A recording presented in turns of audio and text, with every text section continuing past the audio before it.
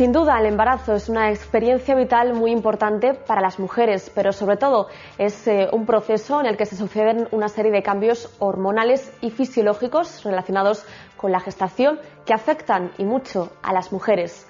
Hoy en Vital hablamos del embarazo, de los cuidados, los mitos y la preparación para el momento del parto. Bienvenidos.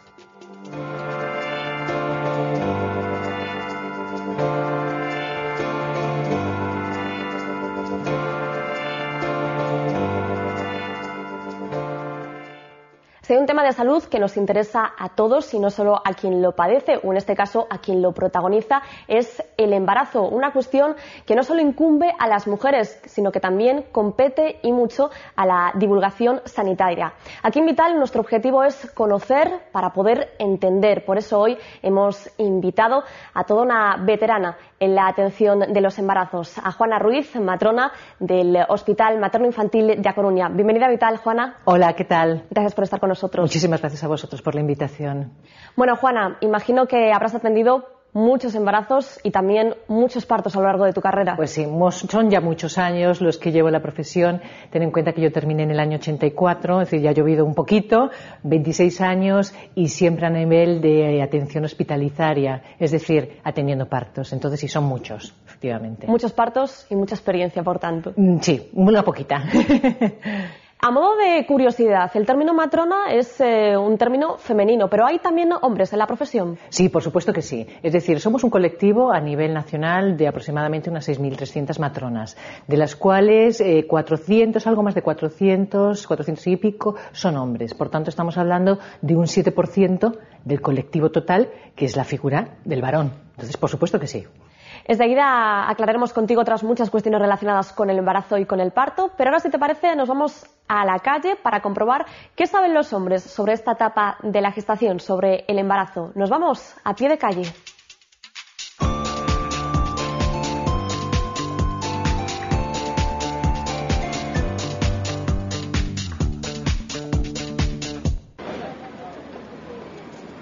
Hay momentos que está bien, hay momentos que te encuentras mal, hay momentos que no puedes hablar con ella. Te crece la barriga, lo típico que dicen de antojos y las cosas. Cambia o corpo, pero aumenta a felicidade. Unos cambios hormonales importantes porque tienen ciertos desequilibrios. Non fumar, cuidarse, ter en conta que ten un neno inocente na barriga. Llevar una vida sana en plan alimentación. No beber alcohol, no fumar, no tomar embutidos y ese tipo de cosas. No estresarse porque luego dicen que salen manchas, ¿no? Y bueno, hacer un poquito así de ejercicio leve. Está el ginecólogo, la matrona, alguna enfermera, algún auxiliar. Protocólogo. Unha parturienta. Bueno, Juana, parece que no están mal informados del todo nuestros encuestados. Parece que no. No están del todo desorientados. Vamos a empezar por el final del vídeo. ¿Cuáles son los profesionales que intervienen en el embarazo de una mujer? Pues mira, en el embarazo, me voy a poner yo la primera, ¿verdad? Pues mira, las matronas intervienen los tocólogos, obstetras, intervienen los anestesistas, los neonatólogos y luego, bueno, pues el resto del equipo, si estamos hablando de hospital, pues bueno, desde el celador al auxiliar, a la enfermera, en fin, somos un equipo multidisciplinar. ¿Y qué papel cumplís cada uno de vosotros? Pues bueno, los papeles están muy delimitados, es decir, la matrona se encarga de lo que es todo el periodo de dilatación parto y posparto. El tocólogo, bueno, interviene pues desde el control del embarazo hasta luego, pues bueno, si existe algún riesgo a la hora del parto, tanto como cesáreas como partos instrumentales. El neonatólogo interviene en lo que es ya el recién nacido y el anestesista, pues bueno, en lo que son la aplicación de la técnica de la epidural sobre todo, bueno, con una consulta de preanestesia que además tienen que pasar, en fin. Eso es un poco todo. Y bueno, luego ya, pues bueno, la enfermera en los cuidados básicos del recién nacido. Un poco, somos un equipo. Un equipo multidisciplinar, como decías. Exactamente, un gran equipo. Un gran equipo. Juana, una vez que la mujer descubre que está embarazada, ¿qué es lo que debe saber en relación a su cuidado, no solo el de ella, sino también el del bebé? Porque ahora ya son dos. Claro. Bueno, yo lo primero de todo, lo que le diría a las señoras que se van a embarazar o que están embarazadas, lo primero, ponerse en manos de lo que es un buen profesional. Eso ante todo. Luego, pues bueno, un poco de sentido común y sobre todo llevar una vida sana. Una vida sana. Es decir, y sobre todo limitar lo que son los riesgos para el bebé. Es decir, si vamos a hablar, por ejemplo, de alimentación, pues bueno, pues que tiene que ser una alimentación equilibrada, completa, pues que incluya desde proteínas, estamos hablando de carne, pescado, limitar un poco las grasas, limitar un poco la sal, lo que es al final del embarazo, y luego pues su ejercicio, un ejercicio moderado, y bueno, y la vida sana, es lo que yo lo diría, y ponerse en manos de un buen profesional, eso sí, es importante. ¿Y qué aspectos contribuyen a mejorar el embarazo? ¿Puede hacer, por ejemplo, ejercicio físico? Por supuesto que sí. Además, bueno, en lo que es las clases de educación maternal, se incluyen todo lo que se practican unos ejercicios para movilidad de las piernas, movimientos circulatorios, pueden ir a natación, también existe una fase de que pueden ir a natación, luego también existen unas técnicas también de relajación, en fin, muy completo. Muy completo. Y además de todas estas recomendaciones y cuidados, ¿qué revisiones periódicas sigue una mujer embarazada? ¿Hay una agenda en la que se apunten todas estas revisiones periódicas? Sí, vamos a ver, la señora embarazada tiene una cartilla, que le llamamos la cartilla maternal, y ahí se van anotando, pues bueno, todo lo que son las exploraciones, todos los datos relevantes del embarazo, incluso antes del embarazo. Es una pequeña historia clínica donde se va anotando todo. Es como un resumen. Los 9 meses los resumimos en una cartillita. Esa cartilla, pues bueno, al final, incluso después del embarazo, después del parto, también rellenamos todo lo que son los datos del recién nacido y cómo ha transcurrido el parto y el puerperio inmediato. ¿Y cómo es el seguimiento de un embarazo, Juana? ¿Quién lo realiza? Bueno, pues principalmente suele ser la matrona junto con el tocólogo. Pero bueno, depende mucho del centro de salud. El médico de familia también está implicado en este equipo que hemos hablado antes, pero principalmente el peso principal lo lleva el tocólogo y la matrona. ¿Y cuál es la labor de la matrona? Bueno, pues la matrona siempre nos han relacionado con el paritorio, no sé por qué, pero siempre la matrona y el paritorio, parece que íbamos juntas. Pero la verdad es que las matronas estamos capacitadas para atender a la mujer en todas las etapas de su vida. Es decir, desde la adolescencia, el embarazo, el parto y la menopausia. Y así, por ejemplo, todos los organismos internacionales relacionados con el tema de la salud indican que somos los profesionales idóneos para atender a las mujeres, en particular en su proceso reproductivo. Muy importante el papel de la matrona, no solo en el momento del parto, que es lo que solemos identificar normalmente. Juana, el embarazo se divide en varias fases, concretamente en trimestres. ¿Qué es lo que ocurre en cada una de ellas? Muy bien. Bueno, el embarazo lo dividimos en trimestre, es un poco una división artificial. Es decir, y un poco lo dividimos así en proceso de cómo va desarrollándose el embrión y el feto en los distintos meses que compone el embarazo. Entonces, cada trimestre tiene unas peculiaridades, particularidades, y entonces que van a veces relacionadas con patologías o con alteraciones. Entonces, esa división en trimestres del embarazo lo que nos lleva es a organizar y a planificar mejor los cuidados en lo que es la atención al embarazo. Y hablando de cuidados, ¿cuáles son las claves, lo que tenemos que tener en cuenta cuando una mujer está embarazada? ¿Qué es lo que debe evitar realizar? Muy bien, bueno, ya hemos comentado antes que bueno, la alimentación, una dieta sana, equilibrada es vital, es primordial, y yo les recomendaría que, por ejemplo, no engordaran más de 10 kilos, no es recomendable engordar más de 10 kilos durante el embarazo. ¿Qué debemos de evitar? Pues bueno, por supuesto, alimentos prohibidos o contraindicados, por así decirlo, pues todo lo que es el alcohol, los picantes, las comidas muy pesadas, muy condimentadas, y por supuesto nada de drogas. Y el tabaco, pues a ser posible tampoco, o por lo menos lo mínimo posible. Y evitar incluso no el tabaco, sino los ambientes donde hay ese humo que la mujer embarazada también recibe. Pero a pesar de todos estos consejos, todas estas precauciones y recomendaciones que das, tampoco podemos entender el embarazo como una enfermedad. No, por supuesto que no, sería un error completamente entenderlo así. Es decir, el parto es un proceso fisiológico y como tal, pues lo tenemos que entender. Es decir, luego hay patologías asociadas, es decir, señoras que antes de quedarse embarazadas, pues bueno, tienen una patología, son diabéticas o son hipertensas, que bueno, que hay que tener un cuidado más especial y para eso pues se les llevan unas consultas especiales de alto riesgo. Pero por supuesto que no, es un proceso fisiológico y como tal hay que entenderlo y que llevarlo. Y el punto está en el equilibrio, ¿no? Efectivamente, ahí está, en el equilibrio, tú lo has dicho. Y además de todos estos consejos y recomendaciones, es importante tener en cuenta en la última fase del embarazo las clases de preparación al parto, de las que hemos oído hablar de todos alguna vez, pero que tal vez no tengamos muy claro en qué consiste.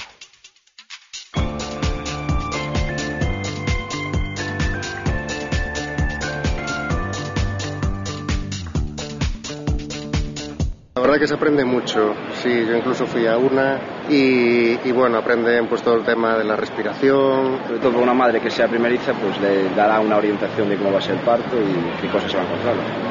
Cómo estar más cómodas también para el momento del parto, posiciones que se pueden tomar y tal.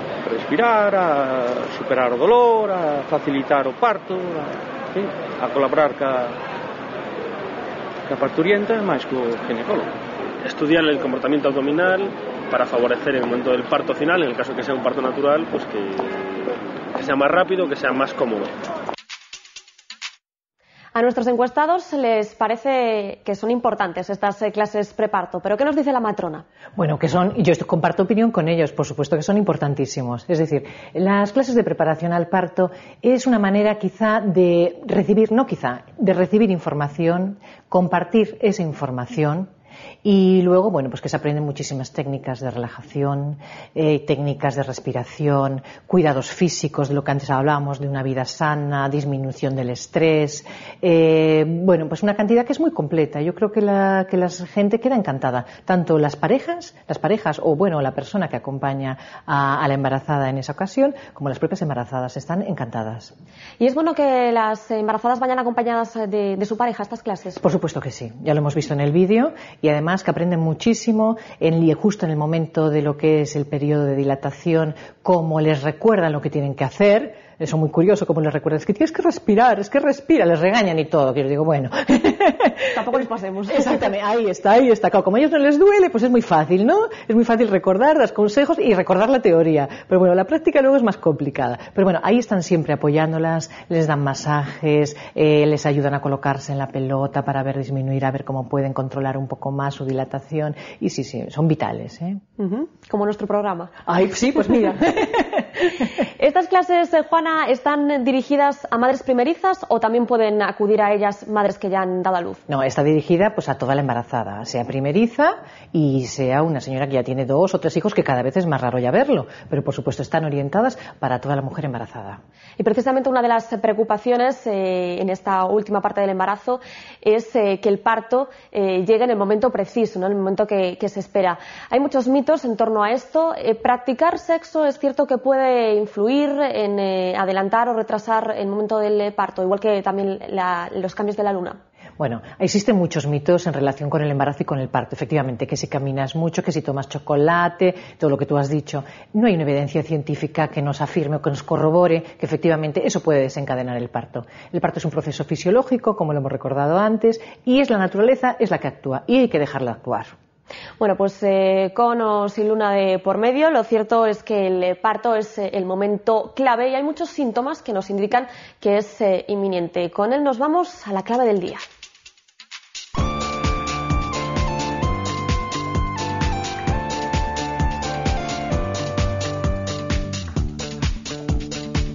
Sino que el dolor y la rotura de aguas y esas cosas. Contracciones, puede ser también pues rotura de la bolsa. La rotura da bolsa de aguas, iso é salir por patas. En el hospital foi? Eu nací na casa. Miña nai era unha máquina, como 6 irmás, unha máquina, dando luz. En el hospital. Ni en casa ni en el hospital, yo nací en un monte. Se llevó unas 10 o 12 horas. No lo sé. Según dice mi madre, algunas horas, sí. Me imagino que poco. 3, 4, yo qué sé. Supongo que natural, pero tampoco estoy seguro. En mi caso sí. Siempre, sí, é daquela non había ni epidural, ni había nada. No se utiliza pues instrumentación y es un poco pues eso, sin cesárea y sin utilizar pues instrumentos, lo más parecido pues un poco a lo que puede apetecerle a una madre, ¿no? Pois en que o neno sale polos seus medios, non hai outro. Contracciones y rotura de aguas son los síntomas que nos advierten de que el parto es inminente, o al menos eso es lo que nos han contado nuestros entrevistados. Pero ¿en qué consisten? Y hay otros síntomas de alerta, de que nos avisen de que el parto es ya inminente. Muy bien, pues han hablado muy bien. Es decir, las contracciones, ¿qué son las contracciones? Las contracciones son movimientos rítmicos de lo que es la matriz. Es decir, y ahí, sobre todo cuando son cada 5 minutos, regulares en señoras que es el primer hijo, pues ya nos está avisando que el parto puede ser que ya se esté presentando. Y en señoras que ya han tenido más de un niño, pues habría que, por ejemplo, contracciones cada 10 minutos, también rítmicas, irregulares. Esas son las contracciones, es decir, son movimientos de la matriz. Quiere decirse que ya el niño va a llegar. Y luego, ¿qué son la rotura me he dicho la rotura de las aguas, ¿verdad? Bueno, pues eso es, el niño está rodeado en un medio acuático, entonces cuando eso se puede romper en un momento determinado, son unas membranas que se pueden romper, se expulsa el líquido amniótico y tampoco no es indicativo de que sea un parto inminente, es decir, se puede romper la bolsa de las aguas y no estar de parto. Y se espera un tiempo prudencial para que la señora por sí solita se ponga de parto. Si no es cuando ya actuamos. Juana, y hablando del momento de la intervención, ¿cuándo es necesario provocar un parto? Bueno, hay múltiples motivos para provocar un parto y normalmente es el tocólogo quien lo decide, ¿no? Ahora yo te puedo, por ejemplo, al hilo de la bolsa rota, pues bueno, la rotura de las membranas, pasadas un determinado tiempo, pues es necesario provocar ese parto. Estaríamos hablando a lo mejor de embarazos prolongados, embarazos que se nos van más allá de la 40 semana o de la fecha establecida, pues hay que llevar un control más exhaustivo, un control materno-fetal mucho más exhaustivo y bueno, y luego múltiples patologías asociadas que pueden llegar a necesitar que provoquemos ese parto. ¿Y a qué nos referimos cuando decimos que el parto ha sido natural? ¿Solo cuando no ha habido cesárea? Bueno, no. Hablamos de parto natural pues cuando ha existido la mínima intervención de los profesionales, con el mayor control y con la mejor calidad asistencial que disponemos. Pero es cuando eso se ha intervenido lo menos posible. Cuando hemos dejado que la naturaleza actúe. ¿Y existe una cierta controversia en cuanto al uso de la epidural? Bueno, la epidural, yo creo que hay un antes y un después en el uso de la epidural hablando de partos. Es decir, ha sido un gran avance médico el uso de la epidural como técnica para eliminar el dolor en el periodo de dilatación y expulsivo y, por supuesto, es una opción que tiene ahí la señora embarazada que debe de tener unos requisitos, por ejemplo, pues bueno, firmar un consentimiento informado, pasar una consulta de preanestesia y bueno, es una opción que tiene ahí. Y es una opción, pues bueno, que la eligen muchas embarazadas y otras personas pues que no la quieren elegir. Es una decisión personal, incluso a veces una decisión consensuada con su pareja o con la persona que la acompaña y deciden ponérsela o no ponérsela. ¿Y qué ventajas y desventajas tiene la epidural? Bueno, pues tiene ventajas, yo creo que muchas. Desventajas también, por desgracia. No hay nada completo al 100%. Ventajas, por ejemplo, bueno, pues la disminución del dolor. Es decir, la señora cuando tú le pones la epidural, pues la pobre le dices una escala pues del 1 al 10, ¿qué dolor tienes? Y te dicen el 12, el 13 porque no hay más. Es decir, es un dolor máximo. Entonces, es un alivio inmediato prácticamente. En 20 minutos, un cuarto de hora, media hora como mucho, pues la señora siente un alivio que le cambia la cara. Le cambia completamente la cara. Por tanto, el alivio del dolor es el método número 1, el beneficio. Luego, pues, ¿qué pasa? Pues que se puede mantener el tiempo que sea preciso. Es decir, la epidural no tiene caducidad. Es decir, si el parto dura 7 horas, como 4, como 3, podemos mantener esa epidural. Y luego, en caso de que se termine en un parto instrumental o en una cesárea, podemos acceder a la anestesia por esa vía. Entonces, ventajas muchas. Desventajas. Bueno, pues a veces el bloqueo motor no es completo, es decir, hay partes a lo mejor en un momento determinado que te duele más una parte del cuerpo que la otra. Bueno, también puede ser a la hora de la punción, pues bueno, que se puncione no justamente en el sitio debido y que pueda haber, pues bueno, unos dolores de cabeza, unas cefaleas consecuentes de esa punción. Luego, ¿qué más riesgos? Pues más riesgo, por ejemplo, de terminar en un parto instrumental. Eso son, por ejemplo, las desventajas que puede tener. Pero bueno, yo creo que es muy recomendable. Y otros elementos que suelen también crear controversia, aparte de la epidural, es el uso de la oxitocina y de la episotomía. ¿En qué consisten? Bueno, pues la oxitocina la empleamos generalmente para provocar las contracciones, ¿no?, del parto. Las contracciones es el motor del parto, es el que nos va a acelerar o a provocar que ese ritmo de la dilatación pues vaya más deprisa. ¿Cuándo se emplea? Pues existen muchos motivos. Hablábamos, por ejemplo, de la rotura de las membranas, la rotura de la bolsa. Pues en ese caso que la señora ha roto la bolsa y no se pone de parto, necesitamos provocar, hay que sacar ese niño. Entonces, ¿qué hacemos? Pues empleamos la oxitocina vía intravenosa y ahí conseguimos, por supuesto, completamente vigilada, y vamos aumentando, vamos infundiendo poquito a poco esa oxitocina para conseguir las contracciones. Y por ejemplo, la episiotomía, que es lo que me hablabas, ¿qué es la episiotomía? A lo mejor te preguntarás, ¿no? ¿Y qué es esto de la episiotomía? Bueno, la episiotomía es una excisión que hacemos en la vulva para aumentar y facilitar la salida del feto. Entonces, antes rutinariamente pues se practicaba. Sobre todo a todas las niñas primerizas, a todas las embarazadas primerizas, casi todas, pues bueno, su episiotomía de rutina. Hoy en día, pues bueno, se están planteando técnicas que utilizamos rutinariamente, pues bueno, nos estamos basando en la evidencia científica para comprobar si efectivamente eso es útil o no. Y nos hemos dado cuenta que, bueno, no siempre es necesario. Entonces, bueno, cuando practicamos la episiotomía, por supuesto, se le informa a la señora de que se le va a practicar, pues eso, para facilitar mejor la salida del feto. Y bueno, y yo creo que es necesario, en algunos casos es necesario. Sobre todo, por ejemplo, en partos instrumentales es más complicado, por ejemplo, hacer un parto instrumental sin una episiotomía. Por ejemplo, ahí estaría recomendada. Pero bueno, normalmente las matronas estamos por disminuir esa tasa de episiotomías. Juana, en muchos países promueven el empleo de los partos a domicilio, donde simplemente están intervenidos por una matrona. ¿Qué opinión te merecen? Bueno, como hemos hablado, los partos a domicilio es una opción más, como el parto en el agua. Es una opción más que tiene la señora y yo creo que debe de ser respetada. ¿Qué opinión? Bueno, están ahí. Es decir, yo siempre le digo a las señoras, cuando me lo preguntan, es que se deben de rodear de los mejores profesionales. Y sobre todo, bueno, pues plantearse un parto a domicilio sería un parto de bajo riesgo. Nunca aconsejaría, por supuesto, a nadie un parto de alto riesgo, un parto domiciliario.